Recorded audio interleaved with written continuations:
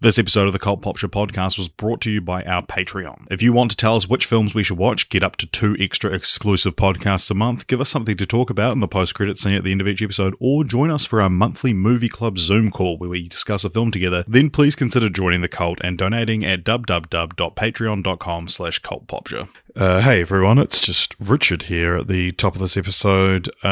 This is going to be something a little bit different. We're assuming that a lot of you are probably still making your way through the mammoth Barbie podcasts we released last week. If you haven't listened to that, go check it out. But we thought we would kind of do something, essentially, being the kind guy I am, I wanted to give AJ a break. He edited that whole thing. And so what you're about to listen to is an episode fully put together by me with a little help from AJ, but we'll talk about that as we get through it. But yeah, because I'm putting this one together, I don't necessarily have access to all the kind of editing tools and assets that AJ would normally use. So this episode might feel a little bit different, but hopefully not too different. But without further ado, here's the intro.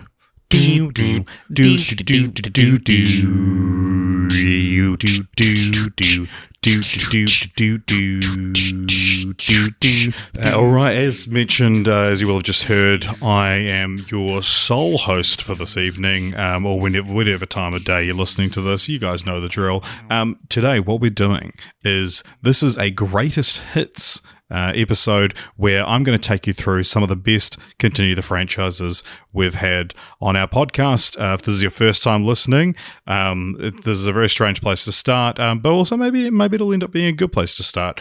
One of the things we do on this podcast is called Film Franchise Fortnights, where myself and my good buddy AJ, we watch and then we discuss an entire film franchise, most notably Barbie we did last week, 37 films. The podcast is over 18 hours long, and maybe that's how you discovered us, and maybe this is a good episode for you to just kind of get a feel for the things we do. But one part of that show, Film Franchise Fortnights, is a segment called Continue the Franchise, and this is where AJ and I and any other guests we happen to have on that episode go through and pitch a continuation of that franchise. Now, it doesn't always have to be an extra movie. It could be a video game. We're going to hear some hypothetical parallel universe scenarios, which is weirdly happens more than once. You're going to get a lot of different things, but it should be a lot of fun, and I'll kind of pop in between to let you know what's coming up next, and maybe sometimes give a bit of context, because we don't always say, here's my Continue the Franchise for SpongeBob SquarePants, which would be helpful, because this first one you're about to hear is SpongeBob SquarePants. You're going to hear both mine and AJ's pitches for SpongeBob. I guess one thing I should mention as well up top is that the audio quality isn't always going to be amazing. The SpongeBob was our 3rd or 4th episodes very early on, and so it's you'll be hearing some of those early days, and we're kind of just cherry picking the best stuff, so you don't have to go back and listen to those entire episodes. But yes, here is our continuations of the franchise for the SpongeBob SquarePants movie. What about a live action SpongeBob movie? And I don't mean live action in the same way Sponge Out of Water was live action. I mean a gritty, realistic version of SpongeBob. And so what I came up with is a movie called Plankton. Oh! Now, this is inspired by the fact that one of the characters is called Plankton. Plankton is now my favourite character after watching these movies. I think he's... Yeah, I really like him as well now. And so it's set on land. Yeah. And there's a themed restaurant called the Krusty Krab, where everyone dresses up in like seafood things. So, Bob the fry cook is a sponge and everyone thinks he's great, and Mr. Krabs is the... I just did air quotes, by the way. Mr. Krabs is the crazy old curmudgeon who runs the store and is dressed up in a crab suit. But across from the Krusty Krab is the Chum Bucket, where a dwarf who dresses up as a plankton wanted to get this, like, had the same idea at the same time. Yeah. And So they're doing this completely independent of the SpongeBob TV series. Yes, This will wait 30 years, then make this movie. Okay, but so this isn't like these people have seen the SpongeBob show. Like, we're going to open up a themed restaurant. No. It's just like, this is a coincidence. SpongeBob doesn't exist in this universe, and so this plankton dude who dresses up as a plankton in the chum bucket gets no customers because of the much more successful version of his own restaurant across the road, and so it's his adventures to try and steal the formula. So he's kind of an anti-hero. Well, he sounds like a villain. Yeah, but he's also the sympathetic character because I am sympathetic towards Plankton. Yeah. I feel real sorry for that dude. Yeah. So yeah, that's my idea. Plankton the movie. Oh yeah, yeah, cool. Just thought of something. Yeah. Worst time to bring it up. Yeah. We were talking about the timelines before. I just remembered something else I read. Yeah. Is that Stephen Hillenburg has confirmed that the two theatrical movies take place in different timelines. What the? Why? So, they haven't confirmed which one shares continuity with Why the is series. Stephen Hillenburg confirming these things that have no consequence on the show? No one's asking him. Yeah. By the way, guys, one of them's set 30 years in the future, and the other one is not even in the same universe. Yeah. Guess which one's which? But yeah, so that the bubbles theory may or may not pan out because they take place in alternate timelines. Yeah. But which one is the same as the series? We do not know. I would guess the first one because it would make more sense. Yes. Because otherwise, I don't want to get into it too much. Anyway, my continuation of the franchise, sorry for that little weird segue. Actually, I forgot my idea, and it kind of does address that segue fit in. Great, you could have made that smooth. I could have, but I chose not to. So I want to see a movie that addresses the alternate timeline thing, and the jumping all over the place kind of thing, and so I was thinking, what should I write down? And I wrote this down. I was going to go differently with the start of that sentence, and then I didn't. So I was thinking maybe Patrick gets lost in time or something like that, and then SpongeBob and say Squidward have to go find him through time. Sure. Why not? And so we'd bounce around between the timelines from Ugh, the episode Ugh. Yeah. Ugh. Yeah. Ugh. Which is the prehistoric episode. It's just randomly prehistoric. Yeah. That would address the. That was timeline. a patchy episode. Yeah, Patchy introduced Ugh. Yeah. Yeah. That's not a bad episode. SP-129, where they travel to the future, where everything's crime. The 2031, where the SpongeBob SquarePants movie takes place. And kind of just it'd be cool to do the thing where they're bouncing around through time, and they travel back to the first episode, but they've got good movie style animation, but then it would cut to 4:3 crappy animation, and SpongeBob's just getting the job at the Krusty Krab, and so. Yeah, it'd be cool. Or maybe even Plankton. Oh, this is a good idea. Plankton has the time machine from... They use a time machine in the second movie. It ends up getting destroyed. But he gets another time machine, travels back to the first episode, and stops SpongeBob. He puts a help... Befriends SpongeBob first. He puts this... Oh my god, this is so good. Yeah. He puts the help... Because the first episode's called Help Wanted, and SpongeBob sees the Help Wanted sign of the Krusty Krab, gets a job there, ends up being an amazing fry cook. Yeah. Plankton goes back to the first episode, puts the Help Wanted sign on the chum bucket instead. Yeah. SpongeBob gets a job there. We see an alternate timeline. Oh my gosh. Where Mr. Krabs is the villain that he truly is. Yeah. Because Mr. Krabs is way less sympathetic than Plankton. Man. I really want to see that now. I know you're the one who usually talks up their own idea. Nah, man. This is good, man. Yeah. I want to see this so bad. Well, Stephen Hillenburg, SpongeBob, the third movie has been confirmed. I wonder what dimension or time it'll be set in. Yeah. But it is coming out in 2019, I want to say. They haven't 18. confirmed it. It is it's on Wikipedia. It's confirmed, but they've said, they've just said hopefully it doesn't take 10 years. So obviously that was recorded before the third film came out, which if you want to hear what we thought of that, you can check out our Patreon.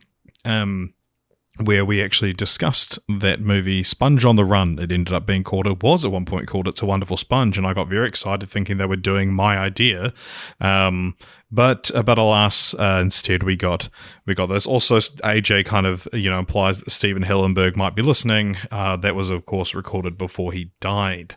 Next up, we've got Back to the Future. Now, this is another very early episode. This was back when we look back on this now and laugh, but we split this into 3 episodes because we thought no one would listen to a 90-minute podcast, so we split it into 3 half-hour sections. This was we had very special guest Rowan Strang on this episode, who's now been folded into the Cult Popture family, so he appears on quite a few episodes. So if you like his input into this next clip, then go check out some of those episodes we did with Rowan. But here is only AJ's pitch for a continuation of the Back to the Future franchise. Anyway, I'll do your idea, AJ. And I should preface this by saying, and you'll probably cut this out because I'm kind of digging you a hole, that you think this is one of the best ideas that you've ever come up with. So, yes, I'm not going to cut that out. Basically, I have an idea that Robert Zemeckis, Bob Gale, if you're listening, you don't even have to include me. Like, I want this idea to exist whether I make it or not. Okay? I'd love to make it, so if you are listening, like, please include me. So here's what I'm pitching, and I came up with this, and you'll probably see where it's going as I explain it. The Fargo TV series. You guys seen it? Yep. Yep. So, beautiful tribute to Fargo, the movie, right? Doesn't it all undo what's good about the movie, right? And what's better cool? Than the movie. I would say it's better than the movie. Yeah. what's cool about it? I thought the movie was great, so I don't know what to think about it. What's cool about it is that it's set in different time periods. It carries with it the spirit of the movie without any of the characters, right? So, is it canonical within the? Yes. Yeah. Right. Yeah. Okay. So I was thinking about that, and I was thinking about how fun that would be, and sort of the same way that people make superhero movies now, to take this existing IP and mine it for tributes and references and ways to take what the essence of these stories are about and expand them into a new story, right? And for ages, I was trying to think, what's another movie I could turn into a TV show? And I was thinking, like, I can't remember any of the examples because they're all crap. And then I thought, Back to the Future. Right? Now, here's my pitch for the Back to the Future television series. I realize there's an animated series. This is different. And I don't think, even if it's bad, it would ruin the franchise because it's different enough to not encroach on the legacy. Sort of like how Better Call Saul doesn't ruin Breaking Bad, even though it's not even bad. Yeah. Anyway. So, here's my pitch. Marty's not in it.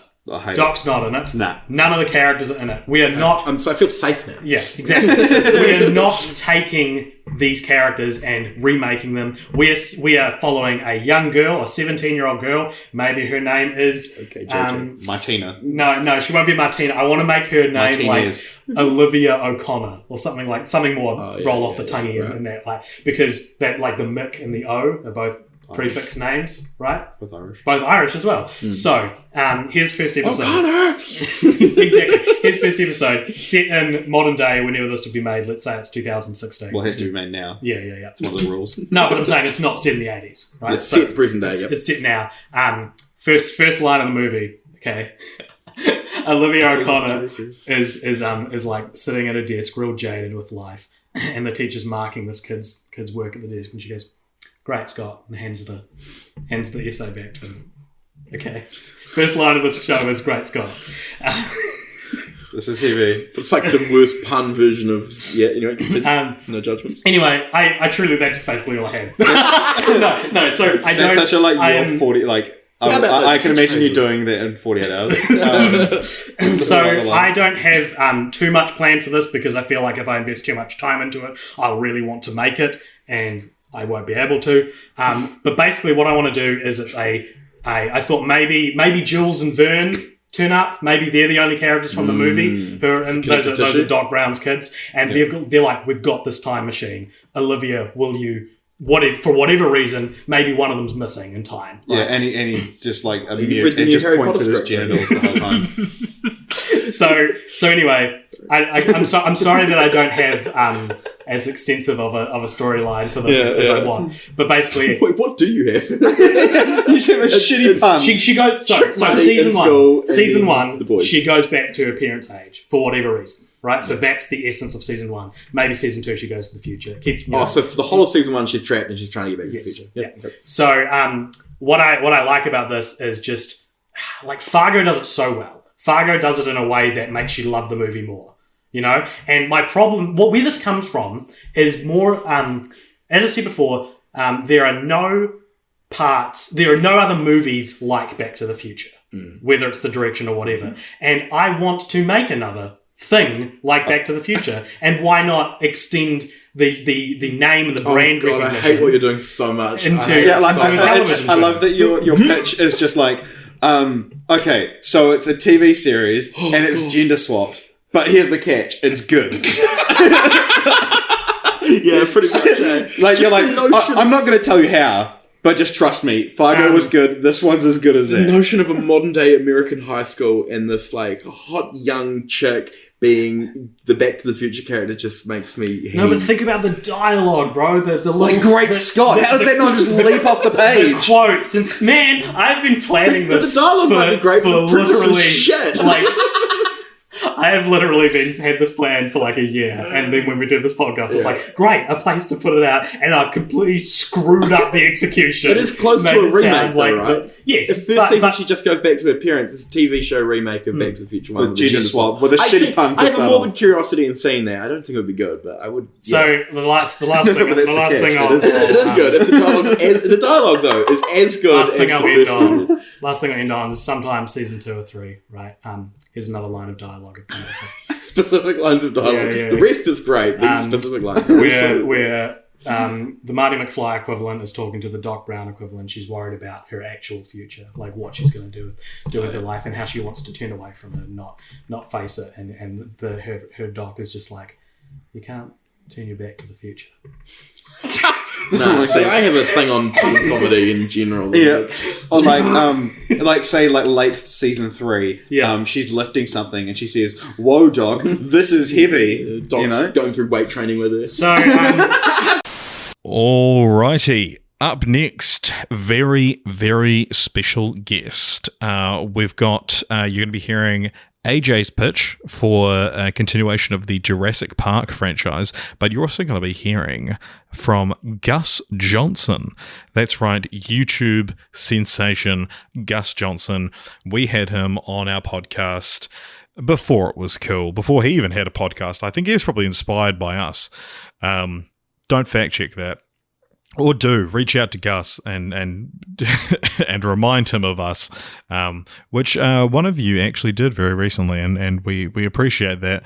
God, I sound so pathetic, but no, we would love to have Gus back someday. But yeah, he's become a very, very busy man. But go check out Gus Johnson. Not that he needs our plug, but here are AJ and Gus's continuations for Jurassic Park.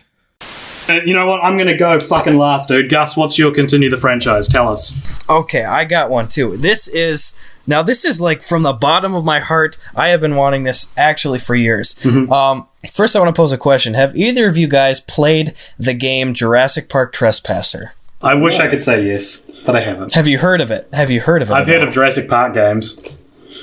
Jurassic Park Trespasser it's such a notorious kind of cult classic video game that was released alongside Jurassic Park, or whatever the hell it's called, The Lost World: Jurassic Park. Jurassic Park. It was.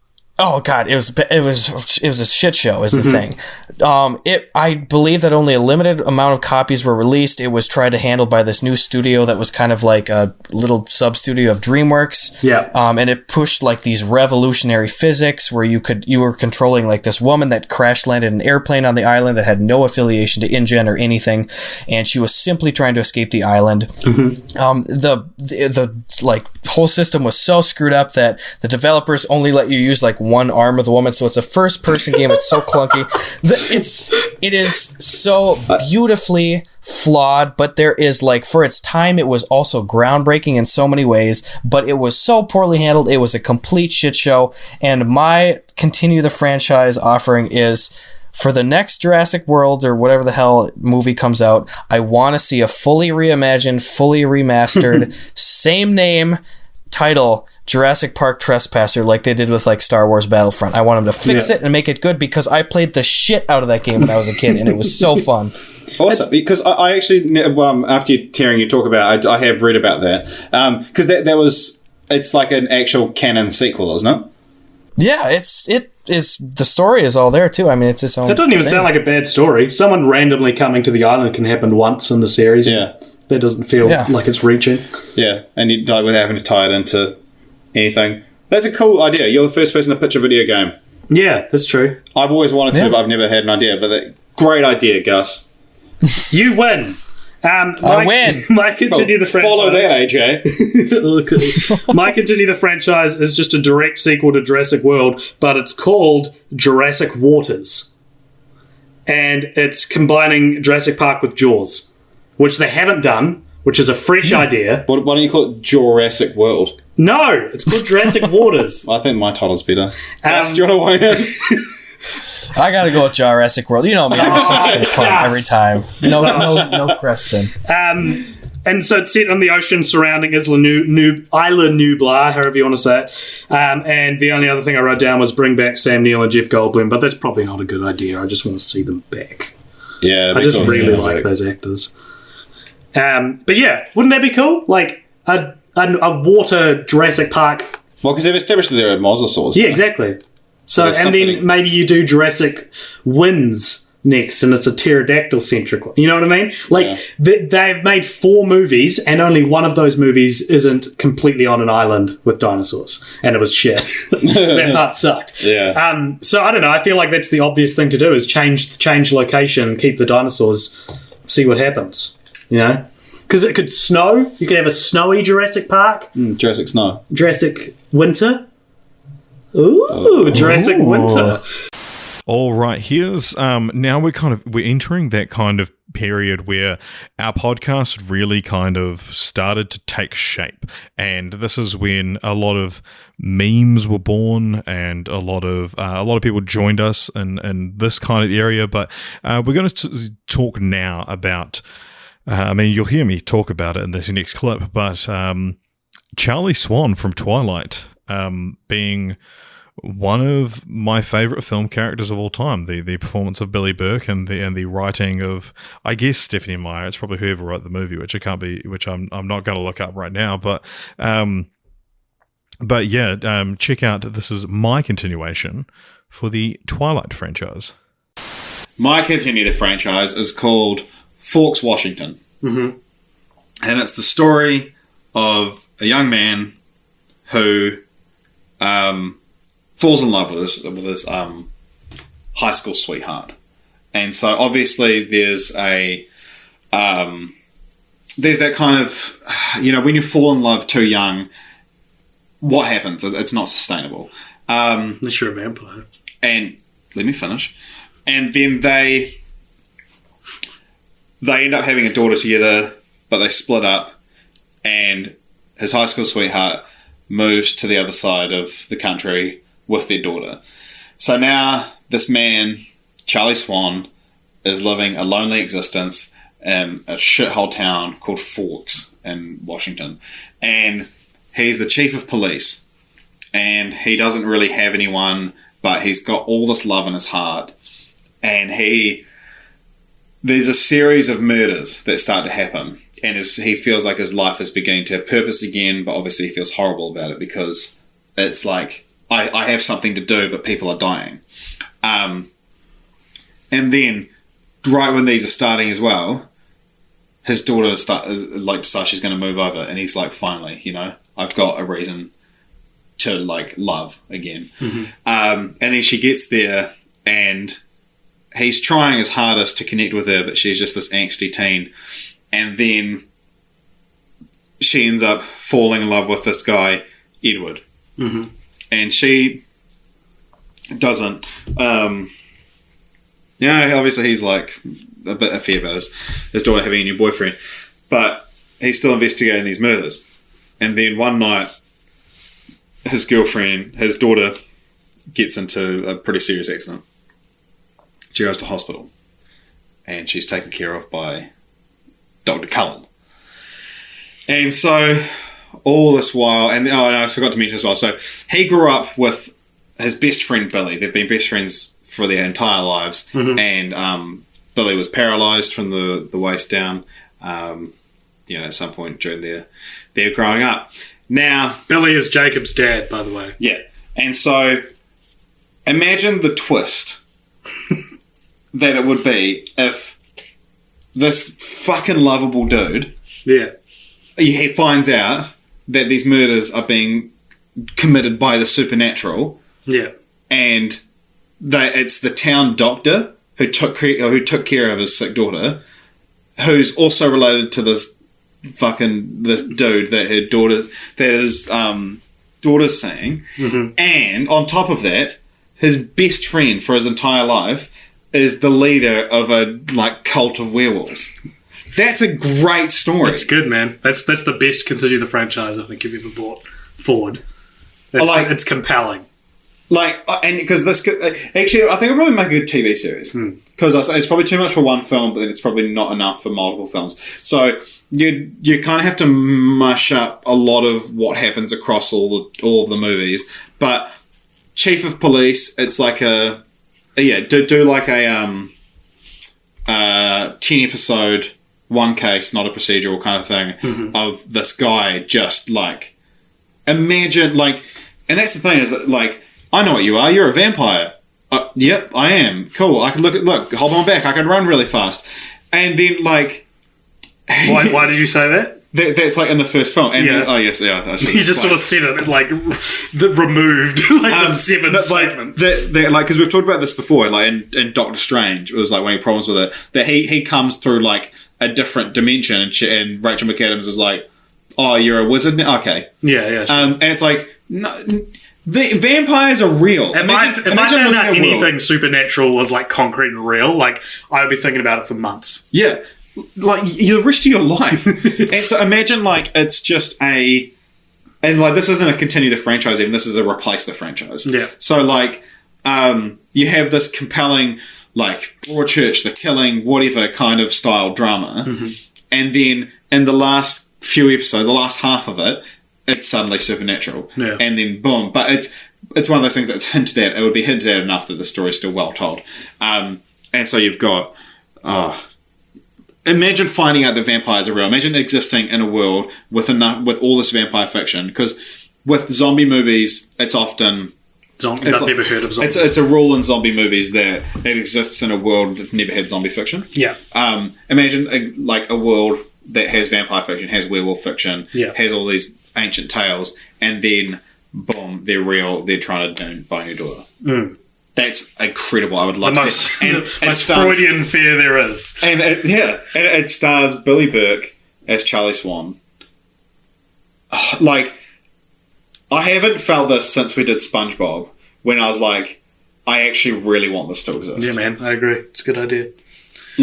And because we have Twilight, you can't do this. Yeah. Because, part of it would be the twist. I'm sure there's a way to do it. You put Billy Burke as Charlie Swan in anything, and it's going to be the best TV show ever made. But, I'm actually really upset. He was in a TV show called Revolution that did not do very well. Well, I'm sure he was great in it. But no, that's a good idea, man. I like it. I'm genuinely crushed that I'm never going to get this series. Alrighty, and up next we've got one of the kind of the quintessential cult pop show episodes. If you're listening to this and you're looking at, once you finish, you're going to go back through our back catalogue. One episode that you kind of need to check out. It maybe hasn't aged as well as it could have. Not in a not in a problematic way. It's just the audio could be better, and it's And this was kind of from a time where we wouldn't focus on the films as much, or we wouldn't have as much to say about them. Whereas now I think we try and give them all their dues. But this is the Beethoven episode, and this was posted to Reddit and kind of got a reasonably good response there, and I know there's a few people listening to this who probably discovered us from the Beethoven episode, so thank you for sticking with us all this time and listening to this clip show of clips you've no doubt already heard. But this is AJ's continuation for the Beethoven franchise. All right, I've got a Continue the Franchise. All right. And I'm very excited about it. All right. This is something I became aware of before we got Beethoven as a franchise. Yeah. Not before 1992. I wasn't born then. But when we announced that we were doing Beethoven. I'd already read it. Get on with it. Okay. So excited. Joe Pilcher What? plays Brennan Newton in Beethoven's Third and Fourth. Which one's that? So Beethoven's Third and Fourth, it's when they go to the uncle and his family. Oh, yeah. So which character is it? Brennan is the uncle's son. Right, what does he do in the film? He dresses up as a sumo in Beethoven's Third. Right. He has 2 love interests in each film, one in each film. Yeah. He's the kid. He's okay. So Judge Reinhold, who is Charles Groban's brother, has a daughter and a son. Right. Yeah. Okay. Yeah. Brennan is the son, and he's played by Joe Pilcher. Yeah.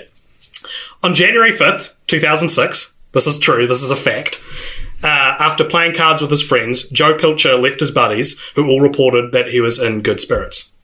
At 4:15 a.m., Pilcher called one of his friend's cell phones, and that was the last anyone has ever seen or heard of him since. Wow. So his apartment was found unlocked. He was 18 at the time. His apartment was found unlocked, and he hadn't acted for a few years. And the lights were on in his apartment, which was uncharacteristic of him.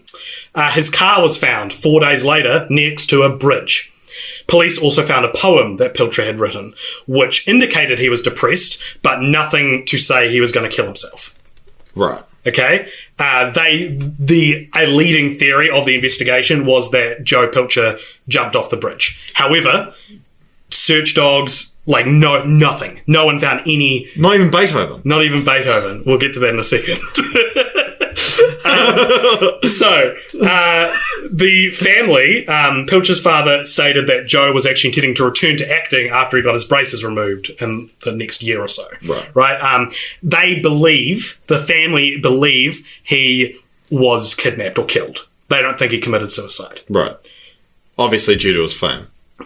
No, a crazed fan of Beethoven's Third. Being that we now know that the new Beethoven canon, starting from Beethoven's Big Break, is set in the real world, where Beethoven is a movie star, that means that in this current continuity, Joe Pilcher went missing too. Okay?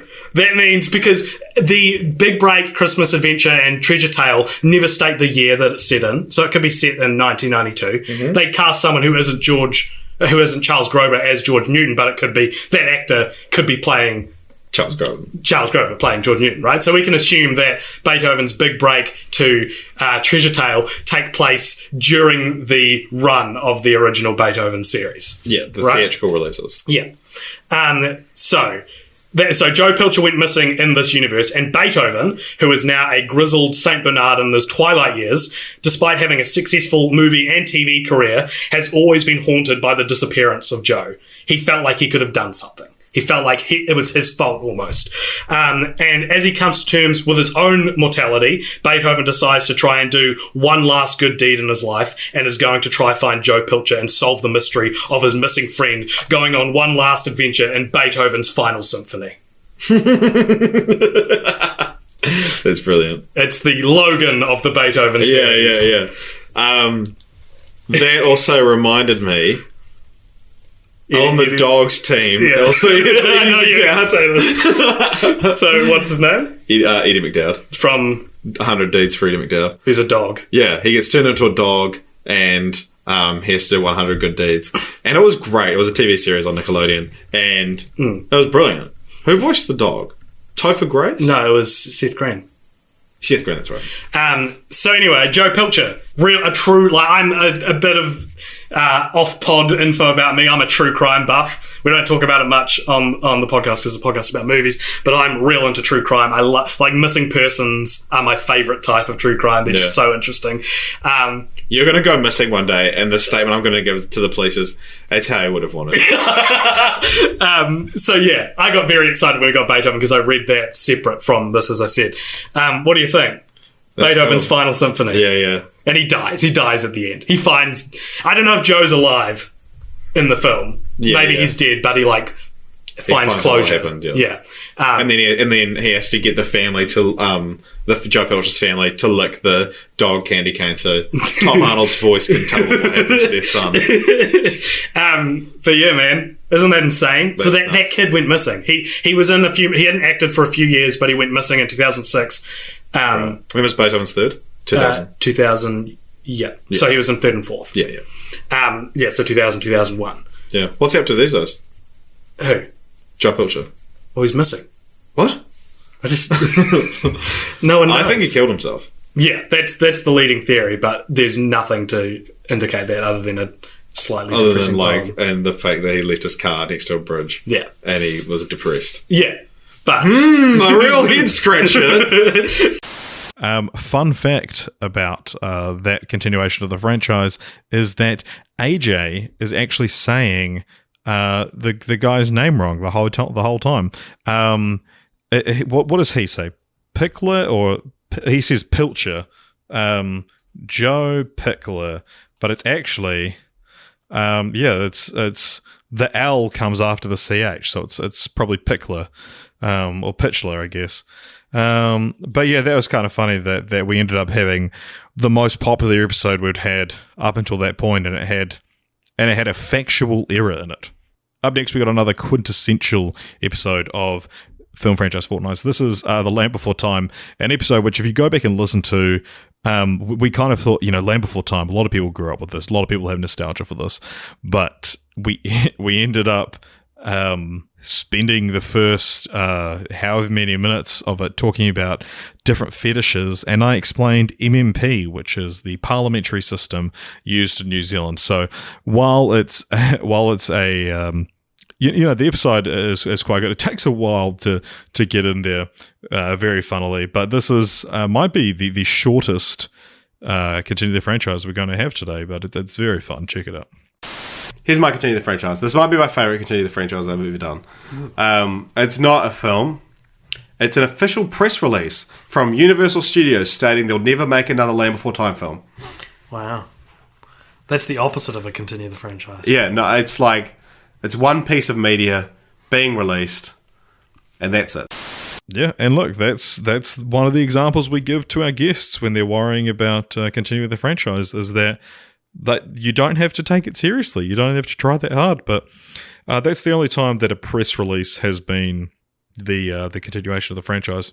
Following on from this, we've now got AJ's continuation of the franchise for The Mask. Now, this is one which started, I believe he's about to tell you, was like a Twitter thread that he came up with and then used on an episode. And this is one of those kind of alternate history ones. But it's quite interesting, and I'll be interested to hear what you guys think. I was interested to hear what you guys thought 2 or 3 years ago when we recorded the episode, but now hopefully we've got new people listening to this. So do comment. Cool. So I'm just going to read out the tweet that I sent, but it's also going to sound like stream of consciousness at the same time. Well, I thought for my Continue the Franchise, that we could kind of just have a bit of fun with your one together. Yeah, that would be cool. I agree. So here's what I wrote. It's a shame we never got a proper sequel to The Mask. It would have been so cool to see a sequel every 3 to 5 years where The Mask makes its way to a different person played by whatever comedic actor was big at the time who could give their own interpretation of The Mask's character. We'd be talking about who'd get cast in the next Mask sequel in the same way we'd talk about James Bond actors or Doctor Who. Plus, the powers of The Mask itself weren't necessarily wacky. That was just Jim Carrey's version. The Mask simply exemplified its wearer's traits. They could all be basically their own separate stories as well, no need to connect them beyond the mask itself winding up in their possession. Different writers and directors too, that way if one was bad, it won't doom the next one and we can keep on making new Mask movies forever. Sure, the original movies are great, but there's something really intriguing about taking a specific actor with a specific style and having The Mask push that style to its most extreme and exaggerated level. Throughout the years, we could have seen an Adam Sandler mask or a Dave Chappelle mask, Will Ferrell, Seth Rogen, Key and or Peele. We can do lady masks too, with Maya Rudolph, Amy Poehler, Kristen Bell, Tina Fey, Amy Schumer. All these folks would have had unique interpretations. It's not too late, Hollywood. We can just ignore Son of the Mask in the same way we ignored Dumb and Dumberer and just do The Mask 2 or The Mask Returns or The Mask Lives and file that original sequel away as a first attempt. Now, that was what I wrote. Another thought I want to throw in here is that the original Mask feels so set up to be a franchise. Like, the music in it is like a score composed for the film that feels like it should be more iconic than it is. You know, I have similar feelings about the live-action Casper films. That both those films, their music elevates, especially Casper, because Casper's a shit movie if you watch it these days. But the music in it is gorgeous. Anyway, back to The Mask. Like I can picture hearing that music today in the same way we hear Star Wars or Back to the Future or Godzilla or like Pirates of the Caribbean and think, oh, that's the Mask theme tune and that's the music we associate with the Mask. What do you think of this idea? Because I think this is one of the best ideas I've had. Yeah, no, I think it's a good idea. But yeah, I thought we could like go through and like pitch what films would have come out of this and like who would have starred and how they would have done, because it's funny, because of this idea I kind of feel like Son of the Mask would have still happened in this alternate reality, because you'd get films where they bet on someone like Jamie Kennedy being the next Jim Carrey kind of thing. And so but yeah, I was trying to think of like, you know, you'd get like the first Black Mask, the first like Lady Mask, and like yeah, you can just imagine, like, so they'll do the first Lady Mask, and it'll be like someone that's career didn't really take off. Like, they'll be like Natasha Leggero, or I mean, she's like reasonably successful as a comedian, but like hasn't had like a successful film career, and people will be like, oh, that one's the worst one, and people will be like, oh, it's because she's a woman, or because like, but it'll just be like it just didn't take off in the same way. And it's like this alternate history that I don't even necessarily think the films would be all good. It just makes sense. Like, yeah, I mean, there'll definitely be terrible ones, and there'll be a lot of people that say the first one's the only good one. But yeah, like there'll be, because I'm trying to think of like who would be the actors that would take on the role of the Mask. It is people like Jamie Kennedy, I think. Like I think there'll be maybe one or two people that would do the Mask that actually like made a career out of it. Jamie Kennedy's Mask isn't like an exaggerated version of Jamie Kennedy's comedy, is it? I don't know Jamie Kennedy's comedy. He does like character stuff and show that, but like the one that I can like that seems perfect for the Mask, I would say, is Jack Black. Yeah, man, totally. He's the only. He's like, if you were like, you can have one Mask sequel with a different comedic actor, Jack Black seems like the obvious one to me, because he's got a different, like equally wacky, exuberant kind of style to Jim Carrey, but not in the exact same way. Yeah, I agree. I think I was thinking of different comedic styles that would be really interesting, because the idea, the main like nugget of the idea here is that you take a comedian with a like iconic style and turn the dial up to 110, right? Because you can't even get angry at it for being like overdone then, right? Because Jim Carrey is the Mask at his most extreme, you know? And so I was thinking someone like Jason Bateman, who's like, Jason Bateman's career as being the best straight man in a comedy, you know? Yeah, so Jason Bateman's such a treasure. Yeah, what would an extreme straight man look like? Right. What would Jason Bateman's Mask look like? Like, you know? And I don't have an answer for that. I'm just putting that out there. Like, would he be super by the books, or would he still be like, he'd be more like Bugs Bunny, almost more so, you know, like way more confident and like assured maybe. Or Norm Macdonald would be an interesting one, because he's quite, you know, his sense of humor is very like understated and like I guess I would. Yeah, I don't know that would necessarily work. I don't think it would work either. I'm thinking more. You get like Jack Black would be a perfect one. Like Andy Samberg would be a good one. I've got written down here on the list I read out before. I've got Adam Sandler. He was like, when Adam Sandler was big, like that, like that yelling and screaming at each other. Dave Chappelle, I would have loved to have seen. Yeah, but again, he's a lot more like, you don't see him get worked up. Yeah, you do. I reckon you do. You know, like he's the Chappelle Show and stuff, like all those characters. He has some pretty extreme characters. Yeah. I've got Will Ferrell be another one. Like I'm looking. I get that you're looking more at like whose career were they trying to kick off with this film. I'm looking at it more like who can we capitalize on. Oh no! I mean, I'm not necessarily just saying that. I'm saying like I was plotting out my fictional alternate reality. It would be that there would be ones that didn't take off. But I'm just saying like I feel like it's the whole like turning someone's dial up is like if you're turning up a dial of like Jason Bateman. You're not really getting. When it's saying, whereas I'm thinking characters like actors that are known for high energy, but in different ways. Yeah, like Eric Andre, or like like Robin Williams could have done it. There's another one I had, but Andy Samberg, Jack Black's like the perfect one, like Kevin Hart. Yeah. The Rock. Yeah. Sort of been a comedian. We always come back to The Rock when talking about this show. I don't know why. Why is it always The Rock that comes? What is it about him that makes me want to cast him in things? It's his big arms. Alrighty. Like I'm starting all of these like back announcers. Is what we call them in the industry. I'm starting them all with alrighty, aren't I? Next time I'm going to make a conscious effort to choose a different word. But so that was The Mask. And next up we've got another one from AJ. This time talking about Scream.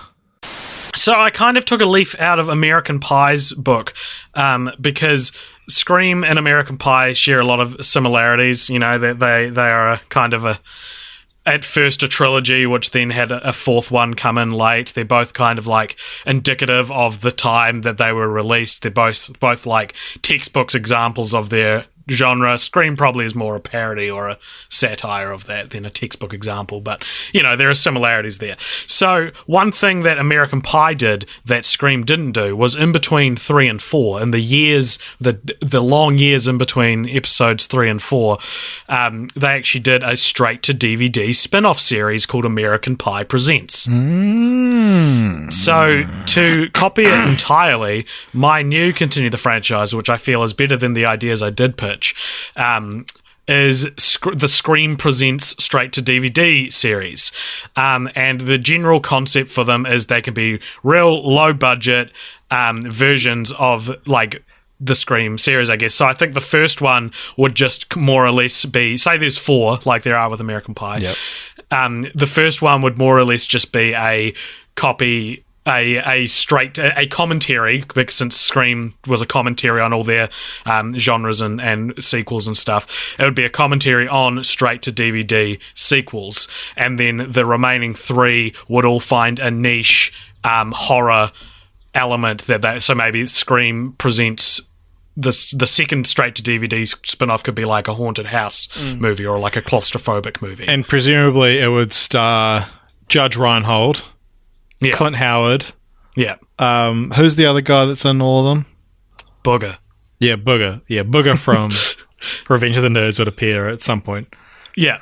So I've got a plot outlined for the first straight to DVD spin-off, which I don't have a title for, so maybe we could come up with it. Okay, so let's do that. Sounds like fun. This is Scream Presents whatever, the straight to DVD, first straight to DVD spin-off. And it is about, I'm thinking, one of Randy's relatives, like Randy's cousin or something like that, right? And it's set in a different town from where was Scream set? Woodsboro. It's set in a different town from Woodsboro, but yeah, Randy's cousin. He's the main character. It's set at a high school, and all of a sudden, these murders start taking place by a ghost face, or maybe like a ghost face lookalike. However, they're a lot sloppier murders. They're a lot less consistent. The voice that you hear when he rings you up isn't the traditional ghost face voice. And so the characters are led to sort of make the assumption that this is not a top-notch Ghostface killer. This is a poor rip-off, a poor man's Ghostface killer, which then leads into the meta-conversation that it's the straight-to-DVD sequel to the Scream saga, right? Because it's not as good, it's not as well thought out, it's a lot cheaper. Same budget. Yeah, it's not the same budget and all that sort of thing. There'll be conversations about, like, there'll be a lot more graphic nudity and sex scenes in the spin-offs, and there'll be a conversation about how you can do that in straight-to-DVD spin-offs. Because you could have, like, because they say this comes out now, you could do this about the straight-to-DVD Stab 8. Yeah, exactly, totally. Yeah, exactly. So that could be there's a parallel to the Stab films that allow for the conversation to happen.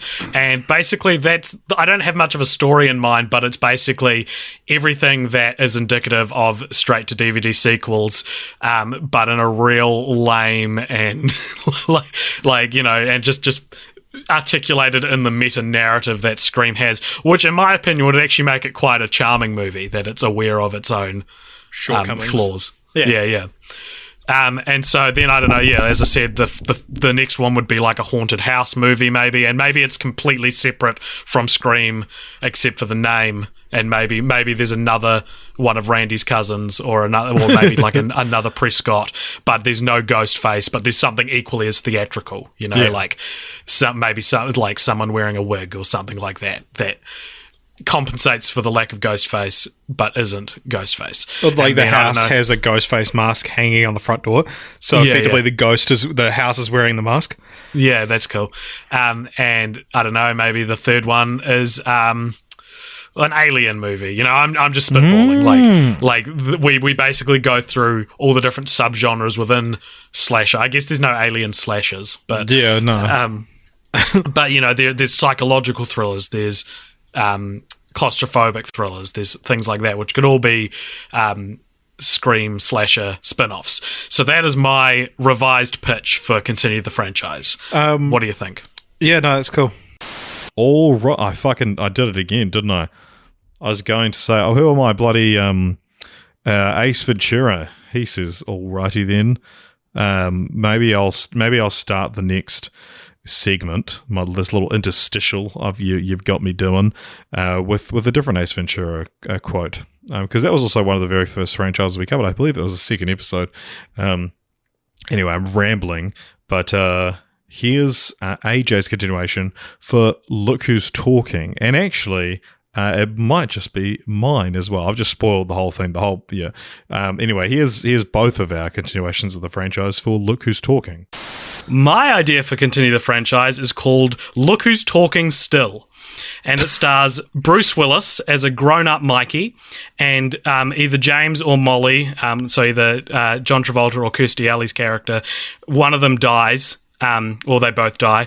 And so Mikey and Julie, who maybe shouldn't be played by Roseanne Barr, they've been estranged for years, right? They never talk to each other anymore, but they reunite to deliver their mother or father's body from one side of the country to the other for the funeral.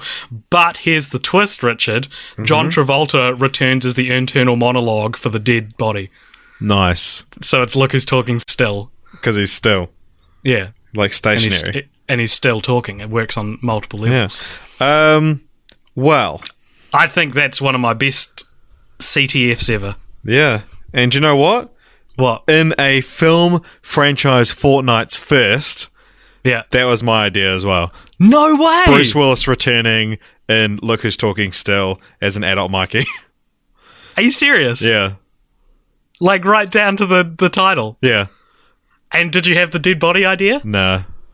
That's pretty weird. I did have like a dead parent. That was the first thing I thought of, was the dead body talking. Funny. I was like, what's the opposite of babies? Look Who's Talking Still, or look. I kind of like look Who's Still Talking, just to interrupt the flow. Yeah. But yeah, no, that's a Bruce Willis playing an adult Mikey in Look Who's Talking Still was my idea. Wow. Like a glove. There we go. That's another Ace Ventura reference. I'm just going to try keep these little bits in between short, because it's less work for me when I have to edit it, and then it's also less work for you when you have to listen to it. But here's one where we had a guest on, Alex Powell, and we were discussing the Earbud franchise. And fun fact about this, you're going to hear all of our continuations of the franchise, but This clip contains the hardest I have ever laughed on the podcast and potentially in my entire life. So there's an easy way and a more nuanced way of coming up with an Air Bud sequel for the continue the franchise. The easiest way is if the next Air Bud film is about a sport, which sport is it about and what's it called? Is that what you guys did? Yeah, pretty much. Yeah, okay, that's what I did. Because there's so many other sequels and spin-offs. Yeah. You know. So, give me who wants to go first? I'll go first. Okay. So if you nick my one, I'm going to come over there and do you in. I did golf. Oh yeah. Is it called All Fours? No, it's called Air Bud in the Rough. Oh, that's good. great. That's good. That's really good. Rough, spelled R-U-F-F. Because I was going because I wasn't sure what you were going to be doing, kind of thing. So this morning I opened up a Google Doc and I listed like every sport I could think of, and I was going to come up with a sequel title for all of them. And then I was like, "Fuck, this is real hard." So I just did golf. Nice. Oh, actually, the other one I came up with. Did either of you guys do cricket? No. I did Paul before wicket. That's yeah, but it's not. It like doesn't like fit, but it's yeah. So Because the rest of them are like homonyms, whereas that's just like replacing the dog version of something. okay. So any more story elements, or just he plays golf? Oh, he'd be real good at it. Oh, okay. Interesting. And his dog nappers up to If a god plays basketball, if God could play, if a dog can play golf, does he play it on his hind legs or does he use his mouth? I'd say it'd be similar to the baseball one, wouldn't it? Yeah. Maybe some slightly modified. Yeah, this clubs. is number 6 on the plausibility scale. Okay. Yeah. Okay. All right, Alex, what have you got for us? Right, I'm going to throw some things at you. Yeah. Right. Basketball. He's done that already. No. Just bear with me. Okay. Basketball. Yeah. American football. Yeah. Regular football. Yeah. What was there? Baseball. Yeah. Volleyball. Yeah. What have they got in common? They're all balls. No, they're all team sports. Okay. So what I want to do is I want to see him, buddy, just go out and rep it on his own. And I thought, so what would be a good sport to see a dog? And you could have tennis, you could have golf, as Richard said. But no, I've chosen Formula One. I want to see Buddy driving a car, and I want to see his pit crew of all dogs changing tyres and whatnot. That's amazing. For a name, this was so hard, and I've settled on Whip It Fast. Yeah. Because a whippet's a dog. Okay. What about Formula Bone? Again, no. Yeah, because you mentioned that to me, and I've been trying to think of one for it as well. But I was thinking you could do something with like Indy 500, or again, because I want it to be Formula One, because I want to see him in Europe. Because I think Europe's probably a bit more liberal, and they would allow a dog. European pooch. Again. They'd probably call it something like that. It doesn't even or qualify. like pit crew and pit stop. Like there's something. There's got to be something there. Pup crew. Like pup crew. Exactly. Bitch crew. Pup stop. I mean, he could go to NASCAR, but that's just turning left. Is there a dog food called something bits? Kibble and bits. Yeah, kibble and bits. Yeah. Kibble and bits crew? Yeah, it's a stretch. Yeah. I'm not good at puns. No. Like there's so each sport has so many terms that go with it, and there are so many dog words. Like it should be easy, but it's really not. Bow wow wow! Look at him go. My idea for continue the franchise. I tried to, I'm not a very sporty person, so I tried to apply it to my life, and I thought. First of all, I was tempted. What if he had a podcast?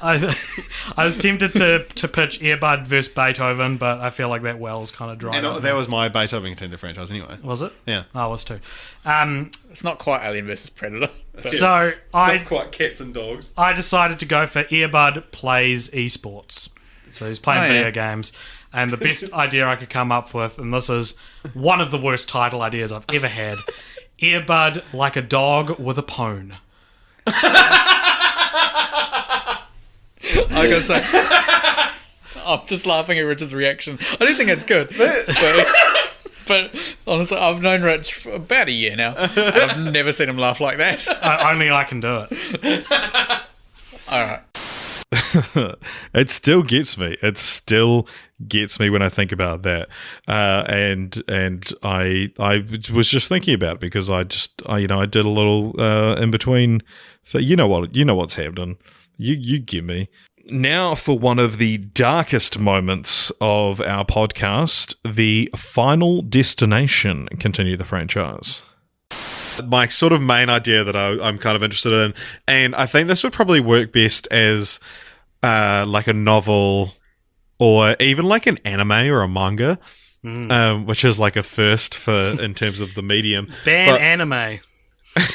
Because we kind of touched on this earlier, but I'm fascinated because death is like so obviously a character in these films, but I'd love to see who it is that's giving them the premonitions.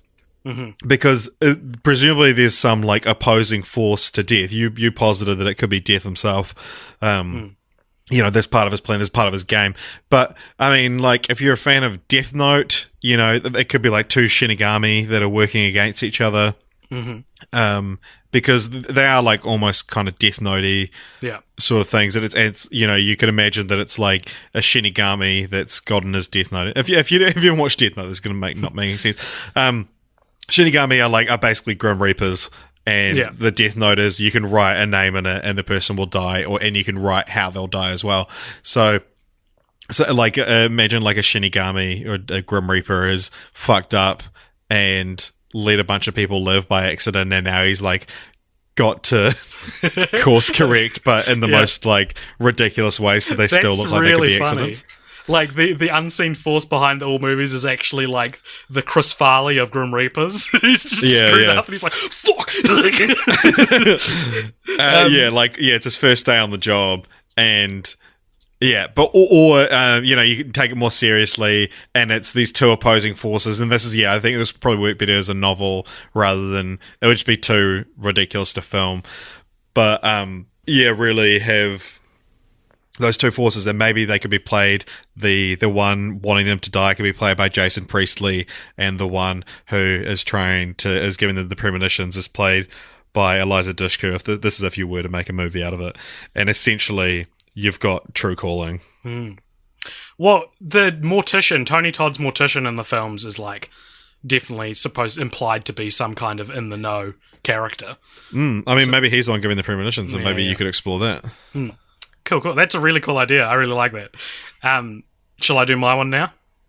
Nah, I think we should just cut it there. So after coming up with all these different ideas, I eventually settled. I was like, no. To me, the most interesting thing, or at least the thing we haven't seen expanded on much across the series, is the cast of characters. So it's either high school students or total strangers. The fifth one's like an office, like co-workers. But my sequel would be to see us visiting the set of a film which stars an ensemble cast. So A-list actors would appear in the film playing themselves, and due to a freak accident on set, all the actors are killed, but it turns out it's only like Kate Blanchett's premonition or something, and she saves everyone. The usual format for the Final Destination films plays out, but with one fun twist. All the actors are now working on separate projects, and so their deaths each take place on different film sets within their different genres. And Richard, I've written them all down, and would you like to hear my deaths? Yes. All right. So the first one, Jennifer Lawrence is electrocuted by a faulty fog machine on the set of a horror film. Keira Knightley drowns during the filming of a rom-com climax where her character dives into a duck pond to chase after her eccentric lover. Will Smith explodes during a dangerous scene for his latest action film after he's mistaken for his own stunt double and winds up in the car that his character is supposed to jump out of before it crashes into a wall.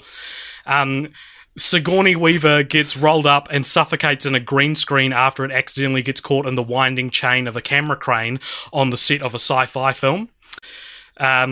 Sean Bean is stabbed through the heart on the set of a medieval war film after the trick sword was mistaken by one of the real swords, brought onto set at the request of the prop department as a reference. So they pick up the real like sword instead of the prop sword, the trick sword. Yeah. Jackie Chan is performing a stunt on the set of his next Kung Fu movie, but unfortunately a loose screw in the rig of a Steadicam operator causes the Steadicam to knock the camera into one of the tripods, which falls over onto the boom operator, who drops his boom pole onto a teetering pile of new script drafts, which fall over, knocking an ornamental orb which served as the film's MacGuffin, and that orb rolls along the floor into the path of Jackie Chan after he completes a badass badass wall run, he slips on it and falls off the high-rise set onto the craft table, impaling himself on the toothpicks and the sandwiches. I've got three more. Jared Leto's face is melted off after the sulfuric acid that he brought onto the set of James Gunn's Suicide Squad 2 to freak out his co-stars with is accidentally knocked into his white Joker makeup before it is applied to his face. And of course, a strap breaks in the centimetre-accurate rig on the set of the new Mission Impossible film, and Tom Cruise takes a knife directly through his eyeball. The film ends with Cate Blanchett, who thinks she's beaten death, getting run over by a bus which is advertising her next film. After this, we hear cut, and we zoom out of the movie set and see Kate get up from her stunt and brush herself off, and the director of the actual film, so say it's Stephen Quayle, right? He's there and he's like, cut, and he was like, great job, everybody, let's bring it in, and everyone comes in for like a group hug and a pep talk. But while this is going on, a helicopter crashes into the Hollywood sign, dismantling the giant H, which tumbles down the hill and crushes the entire cast and crew of the film. That's one of the dumbest things you've ever said. What do you mean? It's so like it feels like a Robot Chicken sketch. Yeah, of course. I'm not taking this seriously. I feel like you absolutely killed my buzz then, dude. I was like 3:22 in the morning. I was like, hell yeah, this is dope. Yeah. I'm not surprised you came up with it at 3:22 in the morning. Now, I remember when this next episode seemed like way too long. It was like, whoa, no one's going to listen to a 12-hour podcast, which was, if you add up all our podcasts on the Marvel Cinematic Universe, it's 12 hours long. But that was the MCU. So, you know, people kind of like, it feels like they invite that much discussion. But now, of course, you know, we've trumped that with an 18-hour, 23-minute podcast on the Barbie films, and who knows, maybe we'll be that one day. I certainly hope not, because that was an awful thing to go through. But we made it on the other side, and we made it out the other side of the MCU Film Franchise Fortnights as well. And this is from Phase 2. So what was that? So what started Phase 2? Iron Man 3 through to Ant-Man, I believe. And here's AJ's Continue the Franchise. Oh, okay, I'm going to do something I've already done in a very recent episode, and that's take one of the movies and cancel it, strike it from continuity, and instead say it should have been a video game, which I did for the Girl on the Spider's Web from the Millennium series. And you're going to do with Ant-Man. Ant-Man is obviously the one to... So, I think, especially with Edgar Wright leaving, especially with it coming out after Age of Ultron, I think Ant-Man should have been to video games what Daredevil and Jessica Jones were to TV for Marvel, right? Right, okay. This should have started... Ant-Man should be the face of the Marvel Cinematic Universe video game branch. You're doing video games this week. Yeah. I did video games last week. Oh, very cool.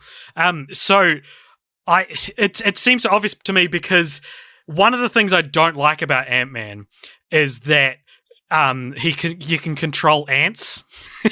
It just seems so you don't need that as well as shrinking. Like that justifies why he's called Ant-Man, is because he's small like an ant. I think the whole telekinetically controlling ants thing is very like they just get away with it. Like it's just explained enough for me to be okay with it. But in a video game, that's the mechanics of the game. Right, so you control the ants, and there's different types of ants that you use for different things. You control the ants. The ants. And of course, there's also the shrinking, the shrinking game mechanic feels part of it as well.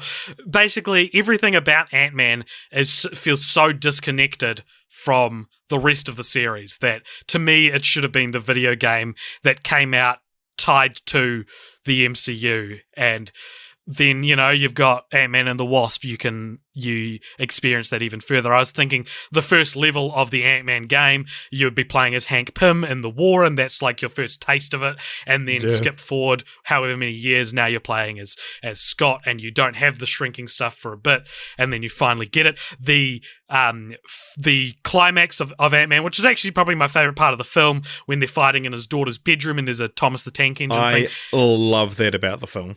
that's a video game. That's a boss battle. You know what I mean? Yeah. Like, and then you go into the quantum realm.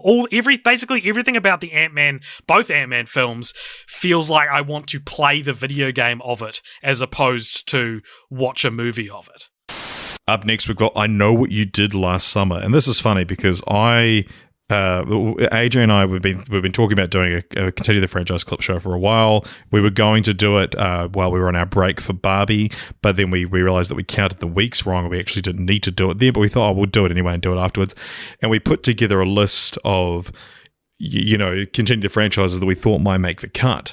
And AJ wrote down my Continue the Franchise for I Know What You Did Last Summer, and I couldn't remember it. But I've since remembered it because I had to clip it up to do this.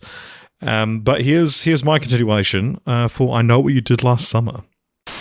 So I've decided to, and it's following on from our discussion about titles, I've decided to, and we can work on this together as well, I've got some, is I've decided to turn I Know What You Did Last Summer into a classic horror film franchise.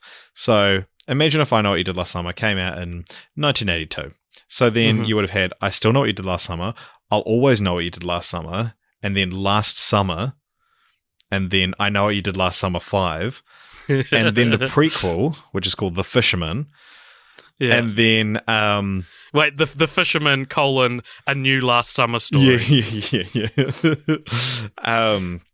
I Know What You're Doing This Summer, and I Know What You're Doing Next Summer. So that's when we've now, because of Always Summer, I'll Always Know, introduced the supernatural elements.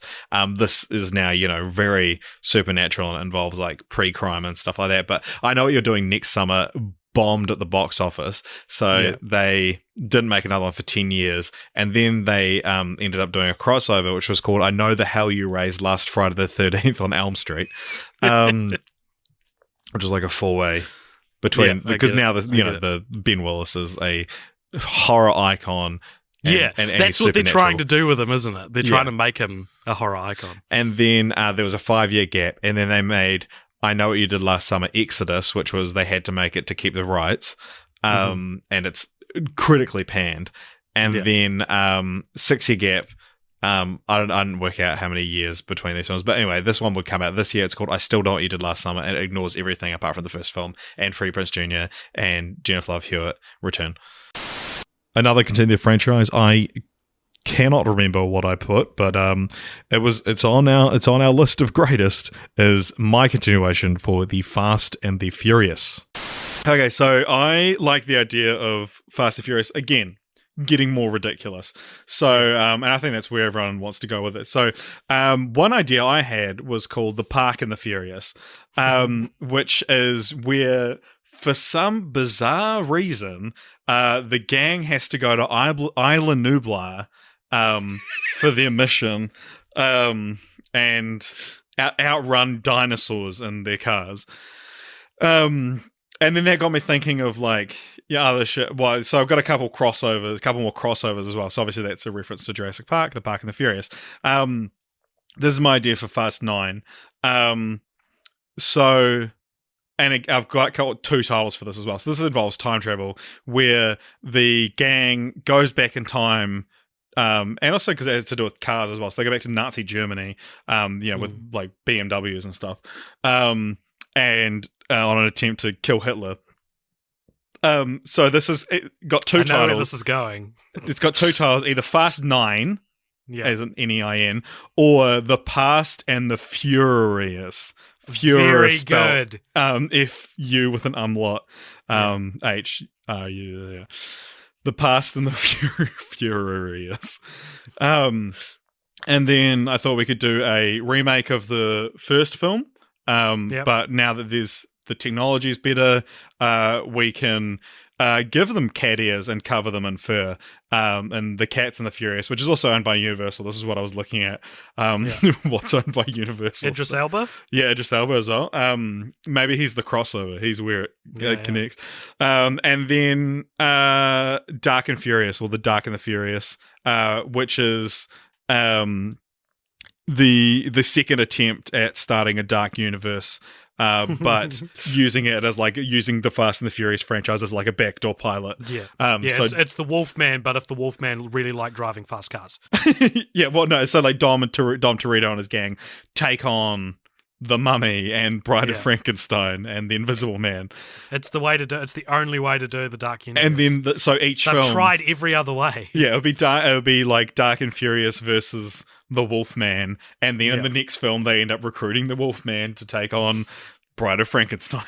Benicio del Toro could return as the Wolfman. Benicio del Toro is a good Fast and Furious actor. Yeah, exactly. Yeah. Cool. Yes, that's mine. It's always fun having guests on our show, and normally our guests are kind of just thrown into a franchise that they don't really know that much about, but we've never had quite so much of an expert on a film franchise as when we had Tim Batt from The Worst Idea of All Time to talk to us about Sex and the City 1 and 2.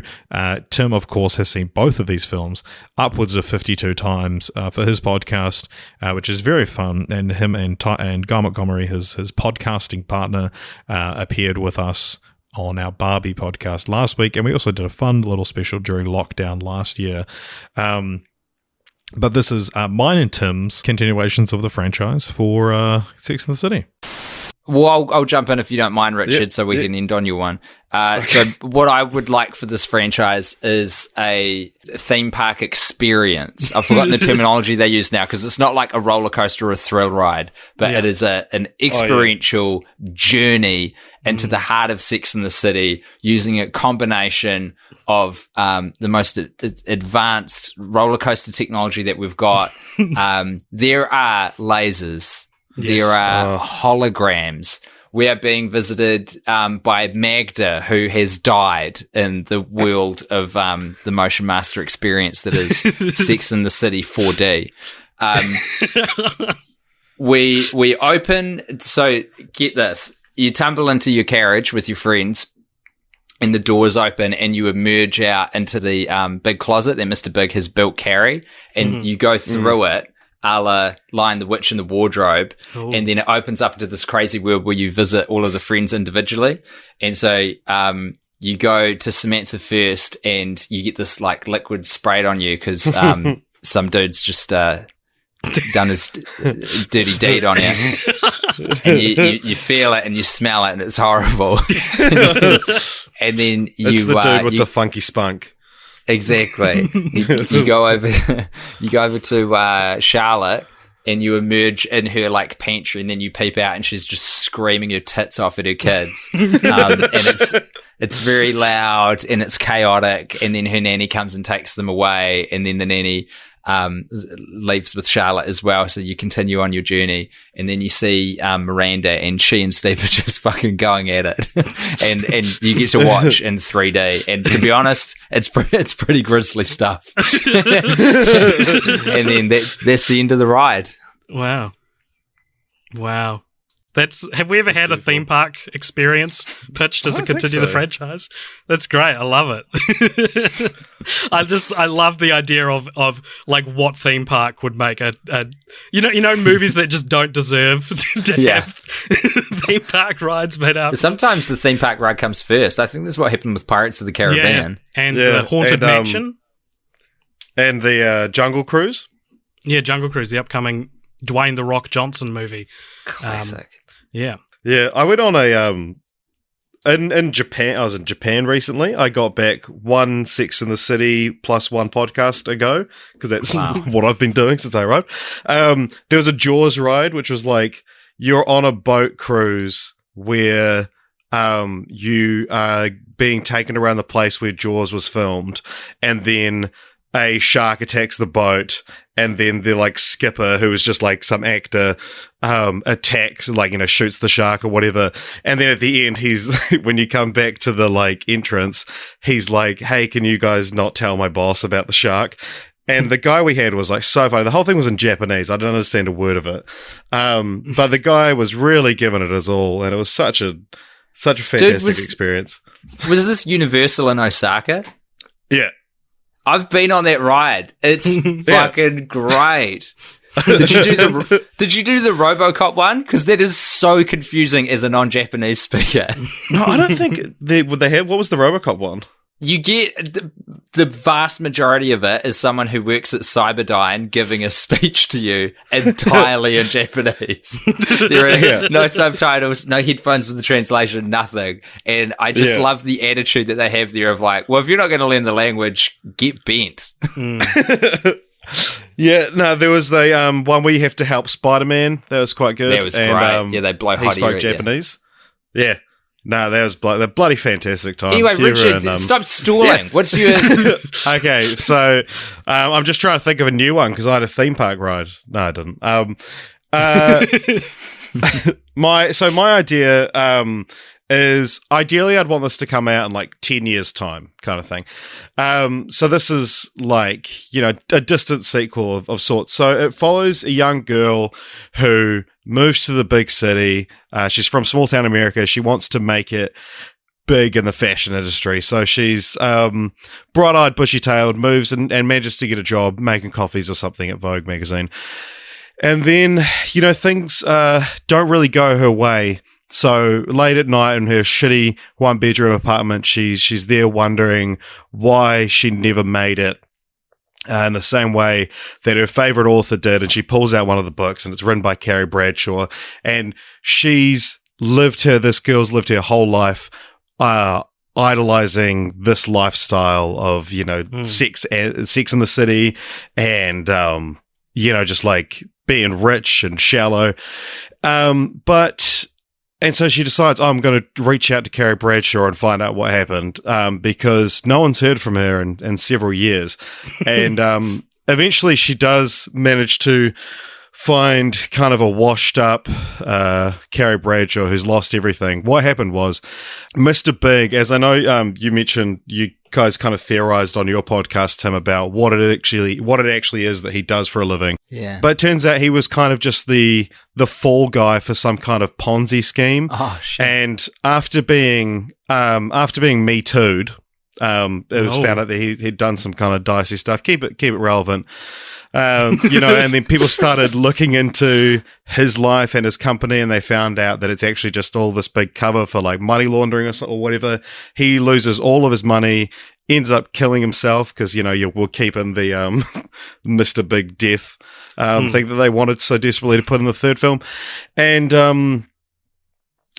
so Carrie Bradshaw's washed up. She's lost everything. Her Samantha absolutely does not talk to her anymore, kind of thing. They've completely fallen apart. She sees Miranda every now and then. They text, once a year, and Charlotte, being the good friend she is still there and supportive and everything like that. And it's kind of this tale about how this woman that once had it all and now has nothing, and she I guess eventually the lesson that this young girl we've been following would learn is that, money and having all the clothes you want aren't actually what it's all about. It's about your friends. And, yeah. So, and it'll be called like Bradshaw or something. Oh. Cool. I like that title for some reason a lot. It's a good scheme for it. It's got the Logan or Joker. Yeah. I was title. Creed was the one I was going for. Oh, okay. Yeah. I wish you guys said it sounded like Creed. Remember the Gerard Butler? Remember him? He's still making movies, and he made the Olympus Has Fallen, and they made another 2 of those, and they're planning like another 6 or something. It's insane. So they've obviously got their own plans to continue the franchise, but here's my plan to continue the franchise. So my one is, and this could just be the 4th one. So it's set. I want it to be set during an election year. And so because we never actually see the elections, and because obviously that would solidify the political leanings of the president, but set it during election year, and Mike Banning is is assigned to be security detail for let's call him a Trump-like presidential candidate who essentially, the party doesn't want to win, and keeps getting themselves into situations, and so he's essentially following him around. And it's like, there's assassination attempts on him, and Mike Banning's like, and like it's very, and so it's very much about the political divide in America at the moment. And yeah, it would be smaller scale than the other ones, and it's about Gerard Butler's character, sort of his internal struggle with whether or not to keep saving him, and it's called Democracy Has Fallen. Oh shit, I love it. All right, just to speed things up, I'm gonna roll two, one after the other right now, and you're not going to hear me in between them, and that's you're going to hear both mine and AJ's continuations of the franchise for both of these. The first one is Terminator, and the second one is Pirates of the Caribbean. So I have two things I'd like to see in a sequel. One of them I already mentioned, which is if Judgment Day is inevitable, I want to see a sequel that's about trying to figure out how to prevent it from ever happening, with the knowledge that it keeps coming up in historical, no matter what you change, it still happens. That's so depressing. Let's figure out a way to nip that in the bud. Right. So like my alternate your idea, yeah. I have two. The other thing I would like to see is there is a line in Dark Fate when John Connor is killed. After John Connor is killed, Sarah Connor describes it as he's killed by a machine serving a future that no longer exists. And I thought that was the coolest line in the movie. And that is very intriguing. And I said before about how, because they stopped Judgment Day, you can't just do another Terminator movie because they've stopped Terminators from being created. But this is how you do it. Like Terminator 3, especially if it came out in 1995 or whatever, it should have been about it should have been called Terminators, and it's just about the Terminators that were left over and them avoiding them. That is the only way, and with that you avoid someone being sent back to a guardian and an attacker being sent from the future. You avoid the fact that everyone has a naked person time traveling at the start. It's a shame that it's wasted on an excuse to kill John Connor, because I think I would have rather have seen that movie than Terminator Dark Fate or any of these third sequels. Yeah. Do you have another idea, or was you sort of just? I said to you earlier that off pod that Terminator feels like a franchise that is owed continue the franchise really seriously, which we often don't do. But yeah, I was trying to think of other ideas of where I would want to see the series. One is one is just to do it could even be found footage, but set it on Judgment Day, show us more of society actually breaking down, and even if it's set now and it's more of the Legion or Genesis iOS type thing, how that would unfold. Show us because we actually in Genesis we see the person Skynet, who's played by Matt Smith from Doctor Who, and it's he is Skynet, a film that's them starting to lose and sending someone back, retold from their point of view. Just give another go at Terminator Salvation. Like I said, I understand the appeal for that kind of movie. And then I was kind of maybe Terminator, if it wants to continue, should just stop trying to be good. Just accept that you've created this iconic villain in not even as an Arnold Schwarzenegger T-800, but the idea of a liquid metal or the endoskeleton, the metal endoskeleton with the glowing red eyes is such a great character design that maybe you just need to make sequel after sequel every year that just involve it killing a bunch of horny teens that were going to be SEAL Team 6 in the future, and just accept the fact that you've got an iconic horror villain and just make a bunch of shitty sequels that have nothing to do, and they rewrite the storyline every time. But Terminator feels like the kind of thing that anyone who's going to take the reins of it is going to try and be super clever and think that they can do something that lives up to T2, which obviously they fucking can't do. And I don't think I actually don't know if it's possible to make a film set now that like to make a film nowadays that would actually live up to T2. I mean, people would have said that about Blade Runner, and then 2049, I think, blew the original out of the water. But yeah, the desire to bring Arnie back and to bring a however old he is, Arnold Schwarzenegger, back and force the older Arnie's like role into the story, like that's to me what it felt like in Genesis. Is like they were like, okay, we've said we can get Arnold back. Let's write a story around why he's old. Yeah, and like it's just this is a franchise at odds with itself, because the obvious answer is actually just don't make anymore.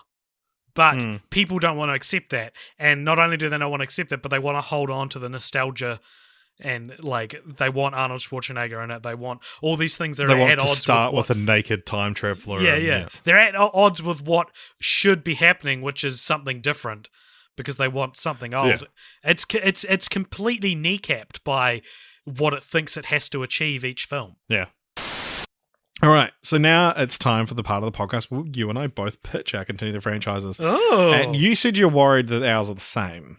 I don't think they are now, but I was worried. Do you want to go first? Okay, so Richard, this is going to take a while. I've got a lot of stuff. Oh god, here we go. This is the best continue the franchise I've done in months. So Richard, we are living in a time where all Disney are doing are cranking out these live-action remakes of their animated classics. Let me pitch to you, Richard, the first ever Disney animated remake of a live-action classic. So I am pitching you and the world, it's just called Pirates of the Caribbean, right? Yeah. And it is a remake of the first film done in the traditional Disney Renaissance 2D animation style, right? So it doesn't really matter who you cast as anyone, because, you know, I'd be okay with someone who can do a really good Jack Sparrow voice playing Jack Sparrow, etc., etc. But one of the things that it does need is that it needs to be compressed a bit from a 2-hour, 20-minute movie into like a 1 hour, 30 to 40-minute film. And the way that a lot of animated films condense information is through the form of musicals. So, oh my god, have you written some songs for us? Richard, I have. So, one of the reasons I rewatched the film last night was that I could go through it and look for moments that could be translated and compressed into song. And I've got varying degrees of effort for different things. Oh my gosh! But the one thing I want to stress is I have never written a Disney musical before.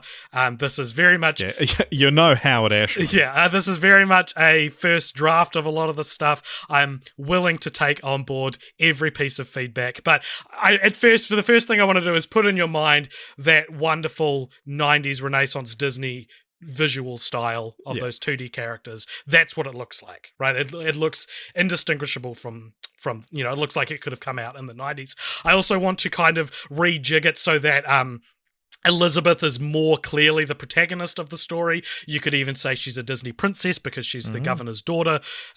Will is the Aladdin type character, and Jack is more of like the genie. Yeah, there you go. Yeah. So here is what you buy the soundtrack. Here's what the songs are. So the first song is called A Pirate's Life for Me. This would be the opening song, which at the start of the film, it actually starts on Will's doomed ship. It doesn't, go through the mist and show Elizabeth's ship. We start on Will's ship when he's a kid, and in this version, it is just another pirate ship. I'm not sure if it was explicitly a pirate ship that Will was on. So this is like the Arabian Nights. The Arabian Nights, exactly, and it's yo-ho, a bunch of unnamed characters singing A Pirate's Life for Me. Then they get attacked by an actual pirate ship, and the camera moves along to Elizabeth's ship where she's quietly singing yo-ho, a pirate's life for me, ending the song. right? And that is the start of the film. Then the next song is called Port Royal. It is the I Want song sung by Elizabeth and Will and the citizens of Port Royal. Think the Belle song from Beauty and the Beast. That sort of thing. Yeah, exactly. Moving around Port Royal, establishing the setting, yada, yada, yada. And you can hear Will talk about how he's in love with her. You can hear Elizabeth talk about how she wants more, that sort of thing. It's very easy to imagine these things, I think. The film being a Disney structure does lend itself to a lot of these cliches already. All right, the next song is tentatively called You Have Heard of Me, which is Jack's introduction song. It's sort of a la One Jump Ahead from Aladdin. One jump ahead of the punch. And it sort of introduces his character.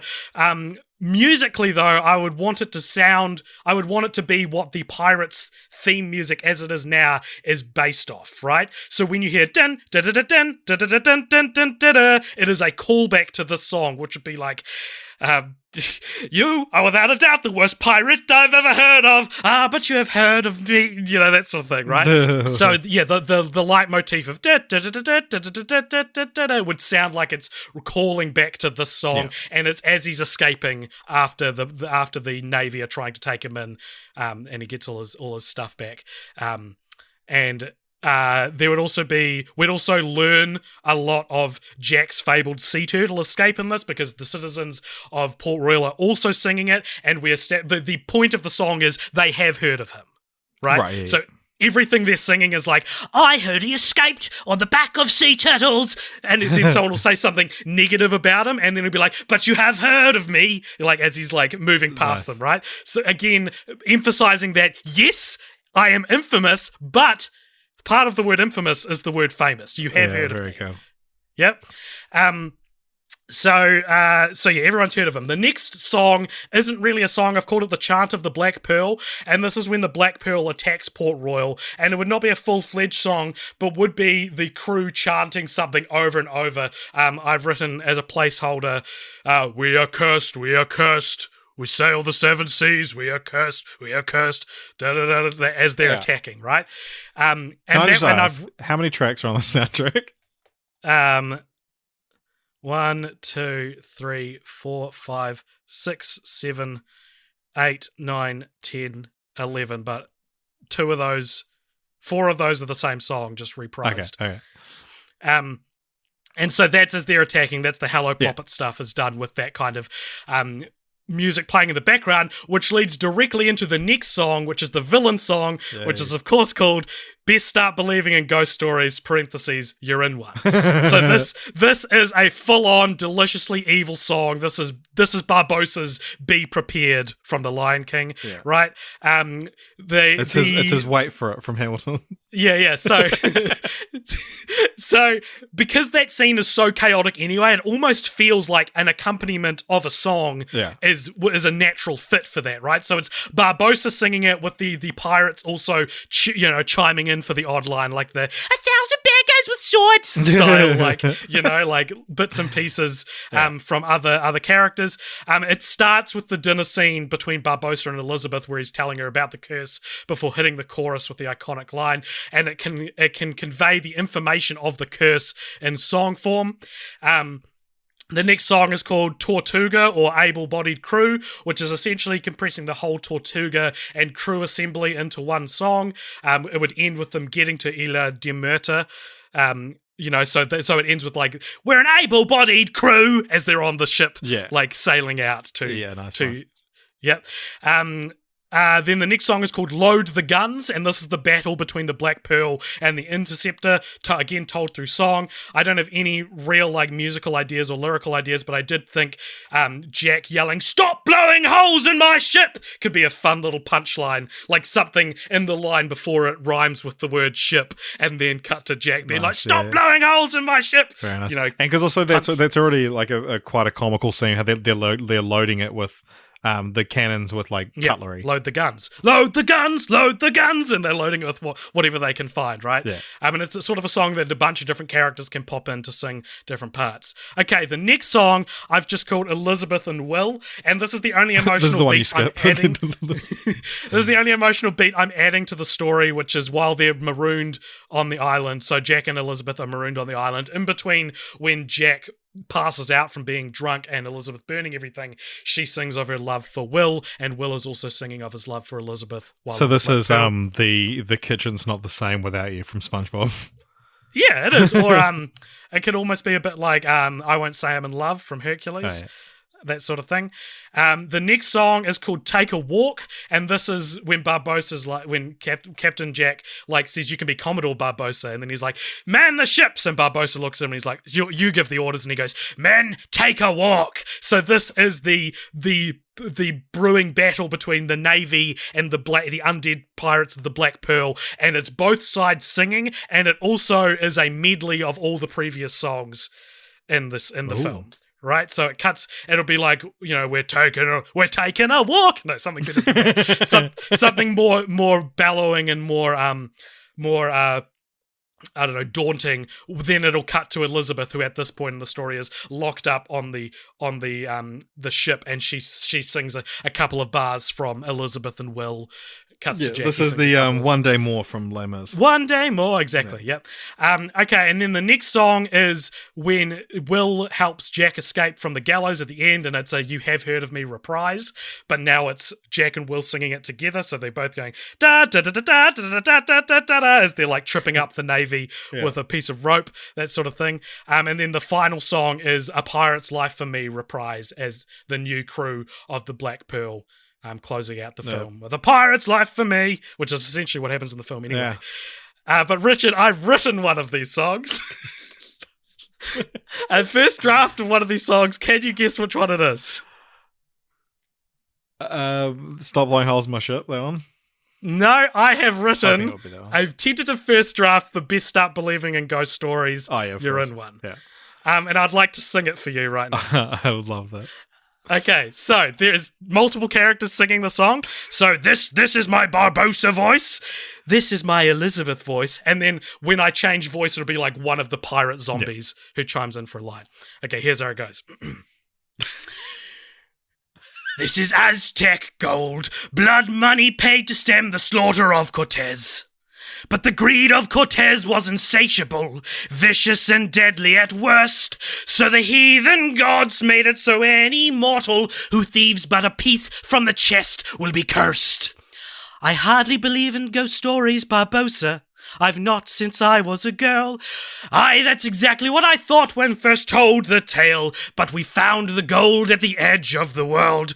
We took them all, spent it, traded them and frittered them away for food, drink, money and pleasurable company. But the more we spent, the more we lost, the more we knew we had to pay. And this is when the energy starts ramping up and she starts getting scared and like backing away. And he goes, soon drink would not satisfy, food turned to ash in our mouths. We are cursed men, Miss Turner. Compelled by greed we were, now we drown.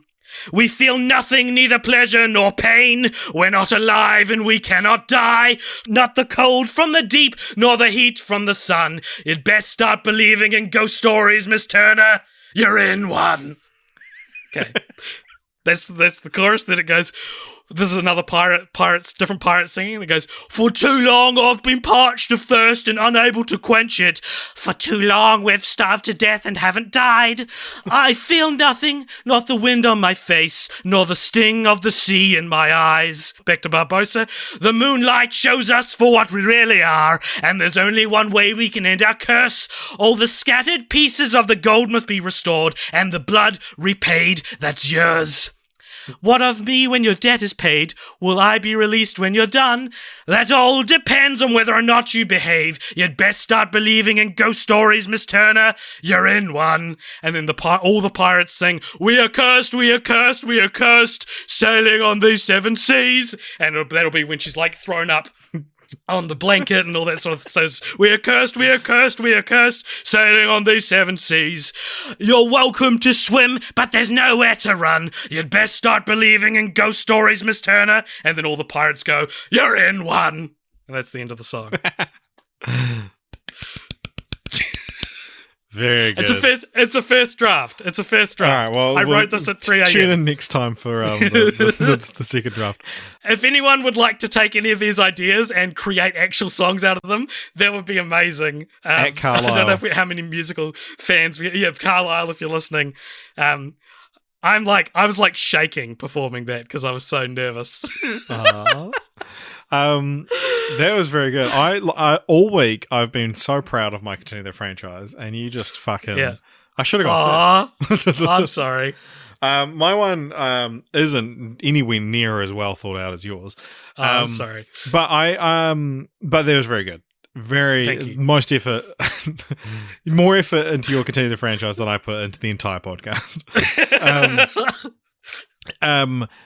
So my Continue the Franchise, we have a rule that it's not super explicit, but the film has to come out now. It has to be how you would continue the franchise if you had to make something today. However, you could rework this and make it work now, but ideally, this would be Pirates of the Caribbean 4 and would have come out in 2011. Okay, so bear with me for that. You can do plot contrivances to make it happen nowadays. So this is my idea, and this is like what I think, and I was so proud of this idea that like this should be. You make imagine the first three are the perfect trilogy we described earlier, where it's you got Davy Jones, then like Norrington becomes a better villain. You wrap that up; it's all tied off nicely. But then there's the tease at the end that he's going off looking for the Fountain of Youth. Pirates of the Caribbean 4 starts cold open in media res. They're at the Fountain of Youth. It's a classic Jack Sparrow, one step ahead of everyone, amazing fight scene, everything's dynamic, and then he finally drinks from the Fountain of Youth, and then through some kind of hilarious mishap, he finds out that it doesn't just give him like extra life, it makes him immortal. And then we cut to 400 years later. Or 250 years later. And it's set in modern day. And it's like you could even do that. He's been sailing the seven seas. He's lost, and then so I imagine the title would come up, and then it's like Jack's piloting the Black Pearl, and then because he got it back off Barbosa, I guess, and then like a cruise liner just goes in the background a shot, and then so it's like. Now we have this new trilogy, the Pirates of the Caribbean, set in modern day. So you're already not trying to recapture the magic of the first. You've got it's the same franchise, but it's like you would have like the past trilogy and the present trilogy.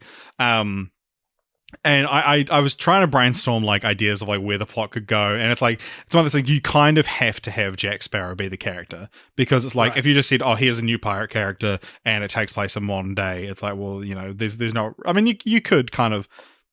It's still kind of interesting, the fish out of water kind of thing, but it's like if we're following Jack Sparrow, like that's really what you want to see, and so he would like end up getting on land, and or maybe he could have become the captain of the Dutchman, and then it's like we see like. His first time on land because he got lost is like 250 years later. But yeah, I think that would be like a fun place to take the franchise that's like unexpected, but also kind of like, I don't know, like in a sense, despite how like purist we've been throughout this whole podcast about like what the first one does, and like it feels like it doesn't really like betray where the franchise could go or like where you would expect a Disney franchise to go. There's no going back. Yeah, exactly. Yeah. But it's at this point, it's like my investment in the series is so low now that fuck it, do something like this then. Yeah. Do the cancelled Gladiator sequel. yeah. But yeah, because I was really interested to know what you thought of it, because it's one of those things that I was like, fuck yeah, like. Yeah, sure. At this point, if 10 years ago I might not have been as keen on the idea, but now I'm like, oh my god. Do something. Yeah. They do this, and it's just about undead pirates, and Davy Jones comes back, and it's like, no! Yeah. Yeah, I can't think of like what the actual conflict would be, but you'd have like a lot of like interesting things. Like he goes into a store and there's all these kinds of rum, and he's like, oh, I could get used to this. There will be a line in the film. It would be, I could get used to this. There'll be his new catchphrase. There'll be like people would get on shirts. Pirates of the Caribbean is probably, for my money anyway, is the two best. It's the best duo of continuations of the franchise. I was so happy with mine. And then AJ bloody, just secretly wrote an entire song.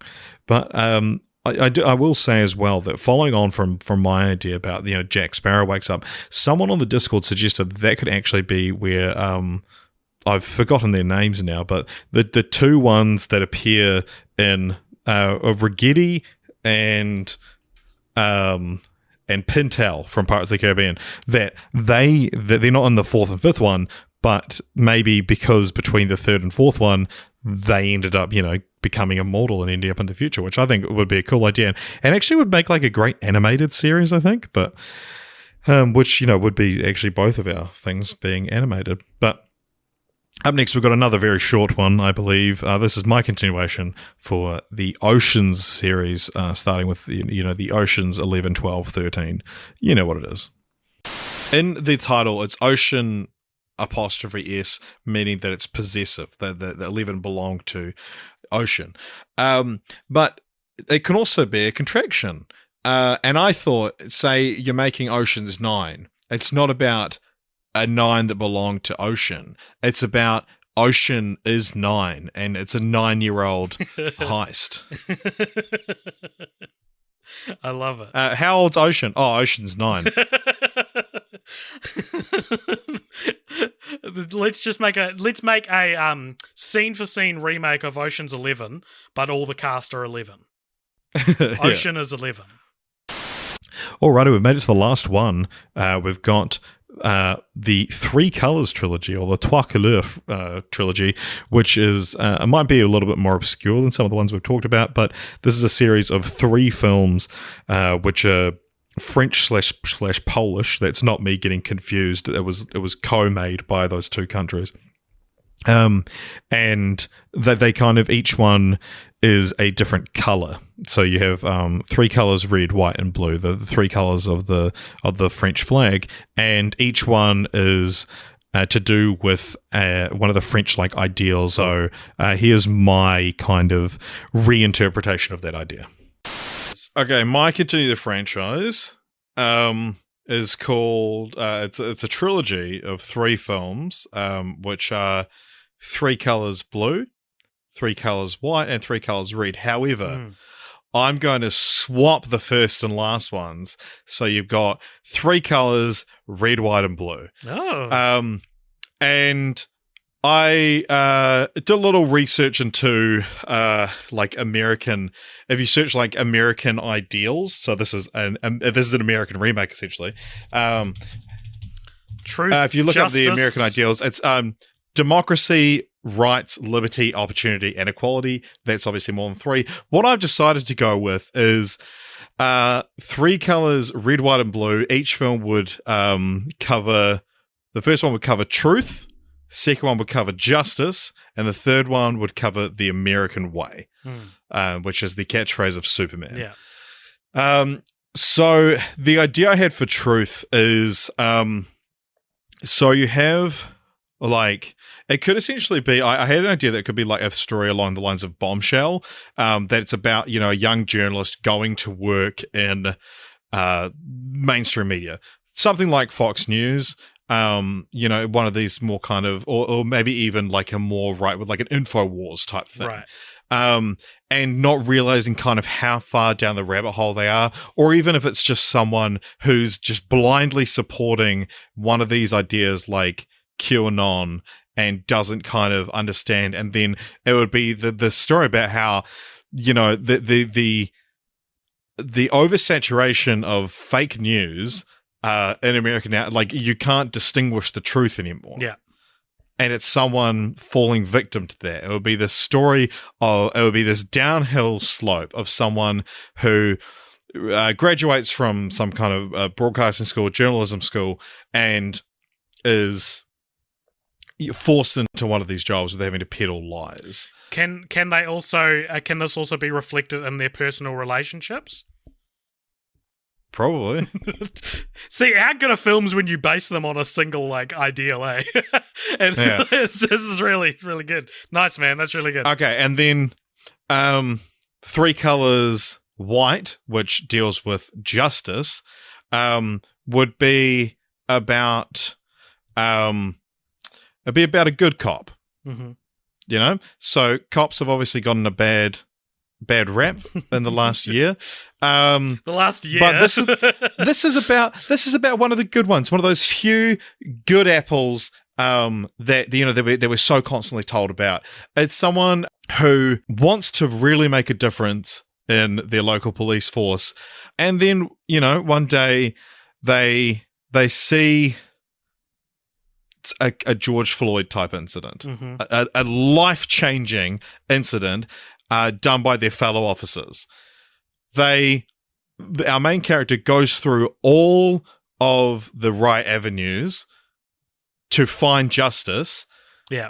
And the police department sweeps it under the rug, as it always happens, because that's what justice looks like in America, doesn't it? Yeah. It's protecting themselves, everyone covering their own ass. It's essentially the story of Christopher Dorner, who Dave Chappelle talked about in his special 846, which is about George Floyd. That was like this guy who he used to be a Marine, and then he did everything right. He tried to call out the bad cops, and then he ended up going on a shooting spree, essentially shooting fellow officers. And it was this big manhunt because he was this black officer. And everyone was like, there was this whole race thing around it. But yeah, like, tell the story of, what justice looks like. Everyone goes, there's only a few good, there are good cops. It's like, yeah, but this is what happens to them. Yeah. Like, when a good person tries to become a cop, this is what the system does to them. Yeah. So that's Three Colors White Justice. Three Colors White Justice. Could the oh jeez, was that intentional? It was unintentional. Could these themes of justice or injustice also be reflected in the main character's personal life? Yes. Excellent. Cool. Tell me Three Colors was the last one. Blue. Three Colors Blue, The American Way. This would tell the story of an immigrant mother who with her young children, who is trying to find sanctuary in the United States. And I mean, if you look into any of this shit, they would get trapped at the border by ICE. They are fleeing their home country because it is legitimately unsafe for them, and the US government goes, well, shouldn't have been born in a shithole country, to use the President of the United States words. It's this woman who would eventually die waiting to be led into America to pursue her own American dream of just wanting to give her kids a good life and escape whatever hellscape is going on in her home country, because that's the American way. And it should also the reason her country is a hellscape, it should be because of American intervention as well. Yeah. But yeah, so anyway, these would be three very depressing movies. One question about the last one. Yeah. Could these themes of the American way be reflected in the main character's personal life? No. No. Okay. No. Damn. Okay. Fair enough. You're the director. Okay. All right, that brings us to the end of this Continue the Franchise clip show, or the greatest hits, or the best of Continue the Franchise, I think is probably what it would be called. And thank you so much for joining us. If this was your first episode of the Cult Popture podcast, why not give us a subscribe on whatever you listen to? Of course, you know wherever you found this. These other episodes there as well. I can't think of a platform where you would only have access to this one episode, so go check out the other ones.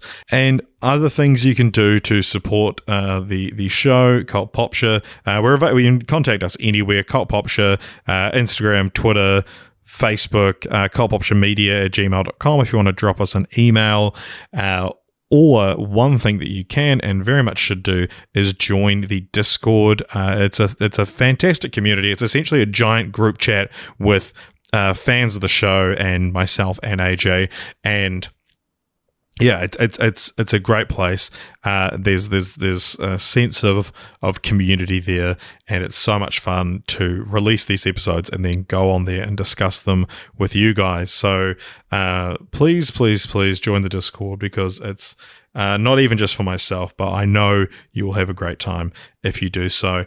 And I haven't discussed this with AJ, but I guess I guess there'll be a post-credit scene as well, which I guess will just be me. So stick around for that. And of course, thank you so much for listening. I've been Richard. AJ will be back next week. Let's all give him a round of applause for his amazing editing work on last week's Barbie podcast. And we'll see you next week, where we're going to discuss the Elder Snow franchise, which, if you're not familiar with, or at least not familiar with that name, that is Forgetting Sarah Marshall and Get Him to the Greek. Welcome along to the post-credit scene, where for just $5 a month on our Patreon, www.patreon.com/cultpopture, you can send us a question or a sentence you want us to discuss, anything that you want us to kind of chat about in the post-credit scene. Normally, there would be two of us, and I, as I said, I did not discuss doing one without AJ. I did not discuss that with AJ, so he might get very grumpy, which could be fun. Here's a good one that we can do. So Brent Taylor, hi Brent, has asked who would win in a bare knuckle boxing match between all of the Cult Popture contributors. Now the Cult Popture contributors, or the Cult Popture family, as we call them, because we're a family here at Cult Popture, is myself, AJ. You've got Emily, Jess, Rowan, Aaron, and Jeremy. I think that's probably it. But anyway, you have so bare knuckle fist fight boxing match. So I'm presuming this is like a cage match where you put us all in and one person leaves, rather than like a round robin kind of style tournament. But I would have to say it would be me easily. I think that it would definitely. I doubt it would even be much of a contest. I would probably beat them all up. Obviously, it would be tougher to, or maybe because actually, let me backtrack a little bit. We are all gentlemen here at the Cult Popture podcast, except for the girls, but we don't hit women here. We've famously derided deceased actor Sean Connery for his abuse of women. So maybe it would have to just be Emily and Jess fighting it out. And I may be biased, but I put my money on Jess.